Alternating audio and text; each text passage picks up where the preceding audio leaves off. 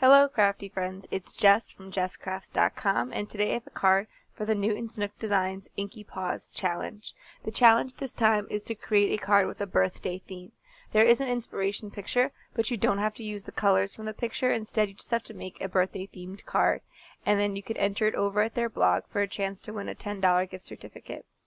I will leave a link to the blog post in my description below so you can join us on the challenge. For today's card, I decided to use the new release in slow motion. I picked out the turtle with the little present on his back. It was one of the images that I really liked, but I didn't use it on my release card. I used the snail instead, and so I figured I would give an opportunity for the turtle to shine. I also like the celebrate sentiment, and I'll be using that today. I started by stamping the turtle on some Inkadinka stamping mask paper. And then I'll also be stamping him onto a small stitched rectangle panel.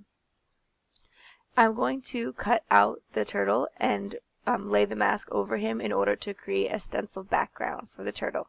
I'm stamping it in My Favorite Things Black Licorice Hybrid ink because I will be doing some copic coloring. But first I'll do the stenciling just in case I make a mistake with the stenciling. I don't want to waste all the time it takes to color. So there you see the mask on top of it, but I'm also going to tape the panel down to my work surface so that I can lay the stencil on top. So I put a little bit of painter's tape behind the panel, and then I lay the mask on top of the turtle, and I'll tape the stencil down around it.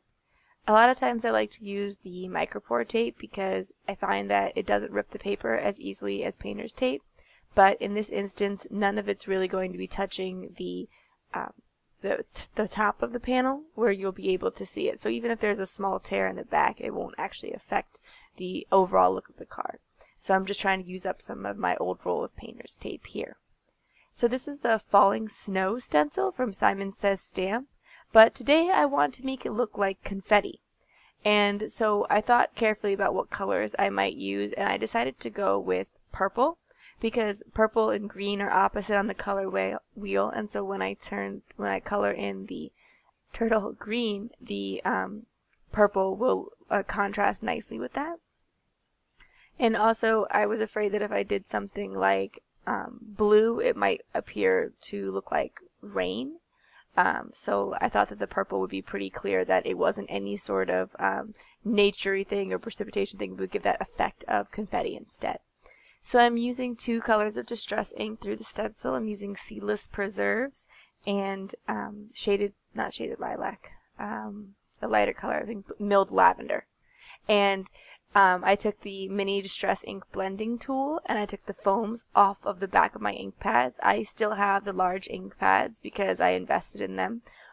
And so I just put a little piece of Velcro on the back, and then I can take the foam on and off. And I tried to create a little bit of an ombre by putting the darker color at the top and then fading out to the lighter color. And I took the lighter color and spread it all over the darker color as well, just to make sure things were evenly blended. I'm ready to move on to my copic coloring. You see there that I stamped the sentiment, but I'll actually be covering up that later because I didn't think the sentiment stood out enough, and it will also help me to incorporate colors later. To color the turtle, for the body of the turtle, I'm using G07 and G09. This is only a very small area, and it is a little bit tricky to blend because of that. But you know, if you just use two colors, it doesn't require a lot of blending, and it's just enough to add a little bit of interest and detail. And so I'm covering the whole area with G07, and then adding just a touch of G09 and blending it out. I am using the Georgia Pacific 110-pound cardstock, and recently a viewer left a comment asking about the bleed on this paper, and it's definitely sensitive to bleeding and it will come outside the lines very easily, especially compared to some thicker cardstocks. But it's what I learned to color on, and so I kind of can adjust for that. I know how much ink I can put close to the edge or how close to the edge to get. And so I think that, you know, you can settle on any paper that you want. You just need to practice on the same paper a lot, because there definitely is bleeding. There's even a little bit of bleeding in my coloring sometimes, but you know, just over time you will get used to whatever paper you're coloring on. I'm using YG13 and YG00 to color in the shell. But these colors are very far apart, and so they don't blend as easily. So you might have seen there that I actually touched the tip of the lighter marker, the YG00, to the darker marker, and then colored in the area between the two colors just to create more of a blend. This doesn't harm the marker. You won't get the YG13 forever on your Y00. As soon as you start coloring with it, the little bit of darker color will come out, and your markers will be perfectly fine afterwards and color in the true color. But it just helps you get a blend when you don't have two markers close together. And then for the purple, I'm just using V25 and 22, so I can pull in the purple from the confetti in the background, and then some Y15 and Y18 for the present. Because I was thinking, I looked on Color Scheme Designer and tried to decide what color would match nicely with the purple and green I already had going, because I needed a third color, and I came up with that yellow would be a good color, and then I decided to add some of the neutral brown here.